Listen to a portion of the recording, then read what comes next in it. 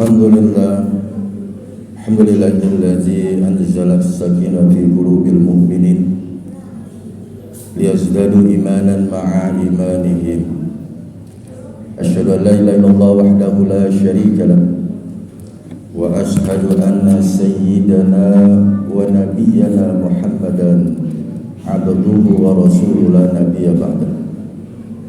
Allahumma sallim ala hadan nabiyil karim Sayyidina wa habibina wa syafi'ina wa maulana Muhammad wa ala alihi wa sahbihi wa man tabi'ahum bi ihsanin ila yaumiddin, amma ba'd.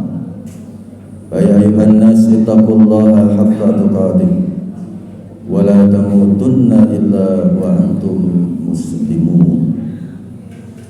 Allah Ta'ala fil Qur'anil Karim wa wasdaqul qailin a'udzu billahi minas syaitonir rajim. Wa idza jaa ajaluhum la yastakhiruna as-sa'ah wa la yastaqdimun. Wa qala Nabi sallallahu alaihi wasallam la tazalu qadama 'abdi yaumal qiyamah hatta ayus'ala ala an arba'in an umrihi fima abna au kama qala Nabi sallallahu alaihi wasallam. Ma'asyiral muslimin rahimakumullah, senantiasa khatib berwasiat khusus pribadi dan umumnya jamaah yang hadir dalam kesempatan sholat Jumat kali ini. Mari sama-sama kita tingkatkan kualitas takwa kita kepada Allah Subhanahu wa taala. Takwa dalam arti khauful jalil wal amalu bima fi tanzil wal isti'dad lil yaumir rahim. Takwa yang bermakna taqarrub ilallah. Sejauh kita upayakan diri kita semaksimal mungkin untuk selalu dekat pada Allah Subhanahu wa taala di segala aktivitas kehidupan kita. Ketika Allah berikan suatu nilai kenikmatan kepada kita, tidak kita lihat besar maupun kecil nikmat tersebut, tinggi maupun rendahnya daripada nikmat tersebut. Tapi itulah anugerah yang Allah berikan yang belum tentu diberikan kepada hamba-hamba yang lainnya. Maka patutlah kita mengucapkan kalimat alhamdulillah. Ketika Allah berikan ujian, cobaan dan musibah kepada kita, maka di balik ujian dan cobaan tersebut ada satu nilai hikmah yang Allah berikan kepada kita semua yang belum kita ketahui, menjadi rahasia dari Allah Subhanahu wa taala. Maka ujian tersebut kita sabari di dalam kehidupan kita, maka termasuklah kita dekat dengan Allah Subhanahu wa taala. Innallaha ma'as sabirin. Allah bersama dengan orang-orang yang bersabar. Wal amalu bima fit tanzil, dan kita beramal sesuai dengan apa yang diturunkan dalam kitabullah.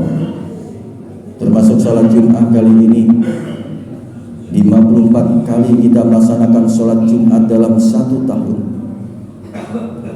Adakah perubahan dari khatib yang menyampaikan baik Al-Quran maupun daripada hadis, sehingga bisa meningkatkan satu nilai ubudiyah kita kepada Allah Subhanahu wa taala? Bukan hanya menggugurkan kewajiban sholat Jumat, tapi makna terkandung dalam sholat Jumat selain silaturahim kita, menjadi taklim kita, menuntut ilmu agama kita. Terkadang kita sibuk dalam keseharian kita, kita lupa untuk kita mencapai suatu derajat yang tinggi dari ilmu-ilmu yang disampaikan para asatidz, para ulama, para habaib dan lain sebagainya. Ini yang perlu kita perdalam kembali dalam rangka mendekatkan diri kita kepada Allah Subhanahu wa taala. Wal isti'dad lil yaumir rahil, dan kita memiliki bekal dalam rangka menghadap Allah Subhanahu wa taala. Ma'asyiral muslimin rahimakumullah, konsekuensi kehidupan adalah kematian. Tapi bagaimana upaya kita untuk mencapai labeling husnul khotimah di hadapan Allah Subhanahu wa taala? Ini yang terpenting. Sehingga akhirat yang sudah kita lakukan dalam kehidupan di dunia ini tentu akan menunggu daripada hasil yang sudah kita capai selama hidup kita di dunia ini. Maka tentunya humul muflihun, orang ini akan beruntung bagi mereka-mereka yang melaksanakan kewajiban selama hidup di dunia ini sesuai dengan syariatul Islam, sesuai dengan syariat yang di dalam Al-Quran maupun dalam hadis Rasulullah SAW. Masyaallah muslimin rahimakumullah. Dalam suatu hadis Rasulullah SAW pernah bersabda, la tazalu qadama abdi yaumal qiyamah hatta ayus'ala an arba'in. Nanti ketika di yaumul qiyamah kita akan dikumpulkan di padang mahsyar oleh Allah Subhanahu wa taala. Kaki kita tidak akan bisa bergerak untuk maju ke depan sebelum 4 perkara ini ditanyakan oleh Allah Subhanahu wa taala. Yang pertama, an umrihi fima abna. Usia yang sudah Allah berikan dalam saat ini digunakan untuk apa dalam kehidupan di dunia ini, sehingga jangan menyepelekan masalah usia yang Allah berikan. Semakin usia semakin banyak, tentunya semakin banyak satu nilai ubudiyah kepada Allah Subhanahu wa taala. Sehingga kata Rasulullah SAW katakan, kullu umruhu ummati situn wa sab'un. Umur daripada umatku, kata Rasulullah, antara 60 sampai dengan 70 tahun, yang tidak sama dengan umat-umat Nabi sebelumnya. Kalau kita lihat Nabi Adam alaihissalam ribuan tahun, Nabi Nuh alaihissalam 950 tahun, tapi umat Muhammad hanya sebatas 60-70 tahun. Sehingga orang-orang yang dapat menggunakan daripada waktunya, usianya, sebagaimana ketika ditanyakan sahabat Nabi kepada Rasulullah SAW, ya Rasulullah, siapakah umat yang terbaik di dunia ini? Khairun nas.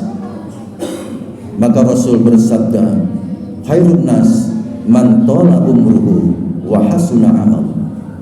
Sebaik-baik daripada manusia yang hidup di dunia ini adalah mereka yang dipanjangkan usia oleh Allah Subhanahu wa taala dan dibarengi dengan balancing, yaitu kebaikan dalam kehidupan selama hidup di dunia ini.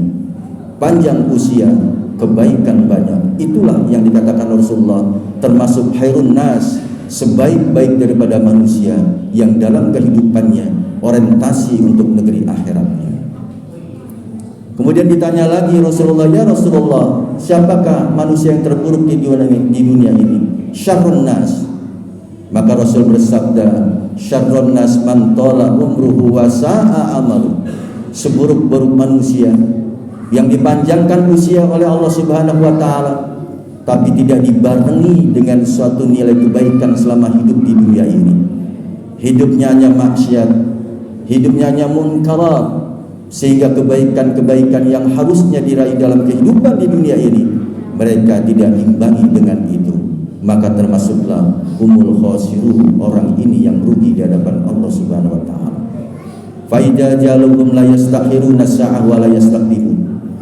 Ketika ajal sudah tiba, maka tidak bisa kita majukan maupun kita undurkan daripada ajal tersebut.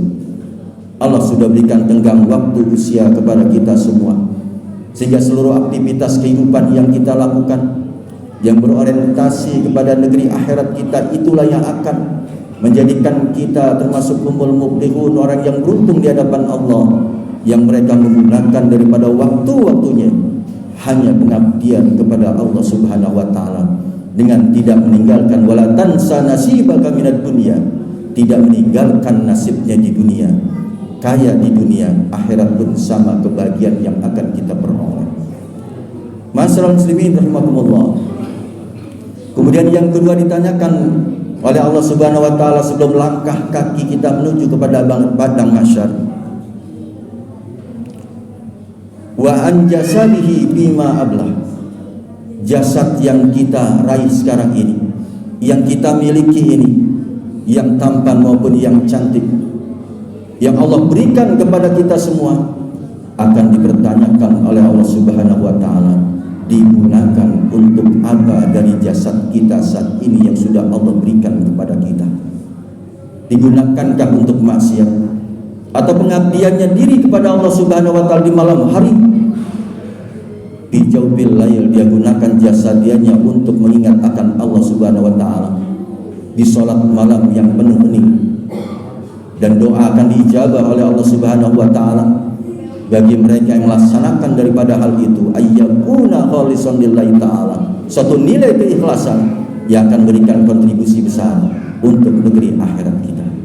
Kita bangga dengan badan kita, kita bangga dengan jasadia kita, tapi gunakan dalam rangka pengabdian dan mendekatkan diri kita kepada Allah Subhanahu wa taala. Ma'asyiral muslimin rahimakumullah. Kemudian yang ketiga, wa an ilmihi fima ma'uhab. Ilmu akan ditanyakan oleh Allah Subhanahu wa taala. Sudah digunakan untuk apa ilmu kita? Allah berikan daripada keilmuan kepada setiap anak Adam.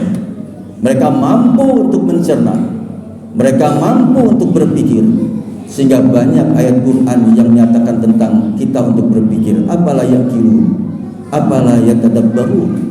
Apakah mereka tidak berpikir dari apa yang sudah Allah ciptakan ini dalam rangka untuk kita bisa menjadi syukur kita, mendekatkan diri kita kepada Allah Subhanahu wa taala. Hadirin masyaallah muslimin rahimakumullah. Kebahagiaan di dunia maupun akhirat tentunya dengan ilmu yang kita akan dapatkan, yang kita akan raih, yang kita akan peroleh. Sehingga kata Rasulullah, man arada dunya fa'alaihi bil ilmi. Ingin bahagia untuk negeri akhirat dengan dunia kita, maka dengan ilmu pengetahuan. Wa man arada al-akhirah fa'alaihi bil ilmi. Mereka ingin daripada pencapaian negeri akhirat akan bahagia, tentu dengan ilmu pengetahuan. Wa man aradahuma fa'alaihi bil ilmi. Siapa yang ingin kedua-duanya bahagia, sebagaimana doa kita, Rabbana atina fid dunya hasanah wa fil akhirati hasanah wa qina adzabannar. Dunia kita bahagia, akhirat pun kita akan bahagia, maka fa'alaihi bil ilmi, kecuali dengan ilmu pengetahuan yang kita akan raih. Kita capai negeri akhirat kita dengan solat kita, solat kita dengan ilmu yang kita dapatkan dengan pengetahuan yang ada. Kita berzikir kepada Allah Subhanahu wa taala dengan ilmu yang ada. Kita melaksanakan puasa Ramadan yang sudah lewat yang lalu, kita gunakan dengan ilmu-ilmu kita yang ada, sehingga seluruh aktivitas kehidupan kita harus dimulai dengan ilmu pengetahuan, sehingga ilmu inilah yang akan memberikan suatu kontribusi besar untuk negeri akhirat kita. Hadirin masyaallah muslimin rahimakumullah. Kemudian yang terakhir, wa an malihi aina iktasaba wa fima anfaqa. Yang keempat yang akan ditanyakan oleh Allah Subhanahu wa taala, harta kita didapat dari mana, dikeluarkan kemana. Masalah harta pertanyaannya dua. Kalau umur digunakan untuk apa? Jasa dia kita digunakan untuk apa? Ilmu kita digunakan untuk apa? Tapi masalah harta depan belakang ditanya oleh Allah Subhanahu wa taala, aina iktasaba wa fima anfaqa. Dari mana dia dapat hartanya dan digunakan kemana harta tersebut. Terkadang ada orang yang mendapatkan dengan jalan yang halalan thayyiban, tapi digunakan dengan jalan yang tidak baik, mungkarat, maksiat, haram dan lain sebagainya. Ada harta yang didapat dengan jalan yang baik, digunakan dengan jalan yang baik. Inilah yang terbaik dalam kita menapakkan daripada harta kita. Bahkan didapat dengan jalan yang tidak baik, tapi digunakan dengan jalan yang terbaik, maka ini pun akan tidak diterima, menjadi haram di hadapan Allah Subhanahu wa taala. Dan bahkan ada orang yang mendapatkan jalan yang haram, sama digunakan dengan jalan yang mungkarat, maksiat dan lain sebagainya. Allah akan pertanyakan harta yang kita miliki. Sedikit pun Allah akan tanya, apalagi begitu melimpah harta yang kita peroleh. Jangan sampai harta yang kita dapatkan, rizki yang kita dapatkan, yang kemudian kita berikan kepada anak kita, tapi rizki itu tidak halalan thayyibah, bahkan dari hasil koruptor dan lain sebagainya, hasil membohongi, menipu dan lain sebagainya, maka itulah akan menjadi bara api neraka buat kita terkadang di dunia, bahkan juga di akhirat Allah berikan demikian. Mudah-mudahan kita termasuk daripada husnul khatimah, di akhir kehidupan kita menjadi orang yang baik dan mendapatkan daripada rahmat Allah, tentunya surganya Allah Subhanahu wa taala. Aqulu qouli hadza wa astaghfirullah li wa lakum wa lisanil muslimin wal muslimat wal mu'minina wal mu'minat fastaghfiru innahu huwal ghafurur rahim.